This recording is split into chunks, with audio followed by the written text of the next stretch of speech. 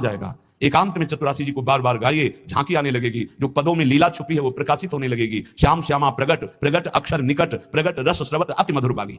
सत्य बोलो, हितकर बोलो, दूसरों को सुख पहुंचाने वाली बात बोलो, भगवान नाम जप करो, भगवान नाम कीर्तन करो, भगवत लीला गुणगायन करो। ये वाणी की तपस्या हो गई, ये वाणी की पावनता हो गई। और जो अपावन बात कही गई वो वाणी की त्याग दो।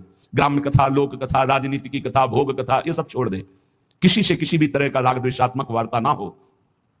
मन से काम क्रोध लोभ के वेगों का करके परिहार। वाणी पहला। अब दूसरा कह रहे हैं कि मन, बड़ा योगदान है साधना में मन का। विषयों में लगा हुआ मन शत्रु है और प्रभु के चरणारविंद में लगा हुआ मन मित्र है। मन प्रभु में लग गया तो विश्व विजयी हो गए।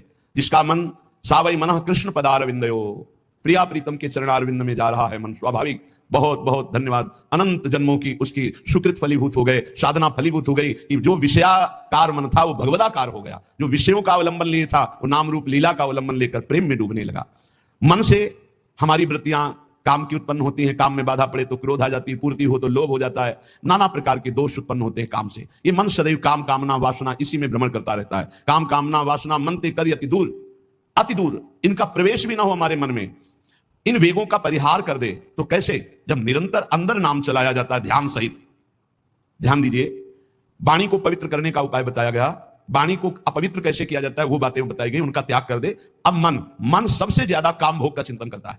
उसकी कामना ही प्रधान वो वृत्ति है जो हमें संसार में फंसाती है। कामना की पूर्ति में लोभ होता है और भोगे, और कामना की अपूर्ति से बाधा पड़ने पर क्रोध होता है।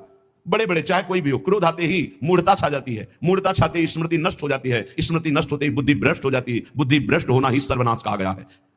ध्यायतो विषयान पुंसा संगास्तेषु उपजायते संगात संजायते कामा, कामात् क्रोधो विजायते क्रोधात् भवति सम्मोहा, सम्मोहा स्मृति विभ्रमा, स्मृति भ्रंशात् बुद्धिनाशो, बुद्धिनाशात् प्रणश्यति, सर्वनाश हो जाता है। इसलिए विषयों का ध्यान ही ना हो पावे, विषयों का चिंतन ही ना हो पावे तो कैसे? अंदर ध्यान सहित नाम जप करो। यदि रूप का ध्यान हो रहा है तो ठीक है, नहीं तो नाम का ही ध्यान करो। जो नाम जप कर रहे हो उसी का ध्यान करो। राधा बार बार ध्यान करते हुए नाम जप करो। लीला भगवत गुण नामों का करे नित्य चिंतन अविकार। अविकार स्थिति प्राप्त करने के लिए, हृदय रूपी गुफा के अंधकार को दूर करने के लिए नाम का, प्रभु के रूप का, प्रभु की लीलाओं का चिंतन करें।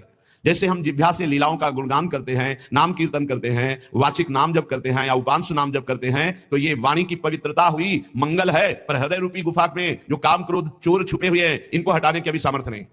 इनको हटाने के लिए उतरना पड़ेगा गुफा में, नाम को उतारना पड़ेगा हृदय रूपी गुफा में। या तो ध्यान चल रहा है और या तो नाम ध्यान सहित चल रहा है। ध्यान सहित नाम जब एक एक अक्षर मात्रा का ध्यान करते हुए तो वही रूप प्रकाशित हो जाएगा। लीला गायन करे तो हमें 5 अध्याय करने हैं भागवत के, ऐसा नियम न ले।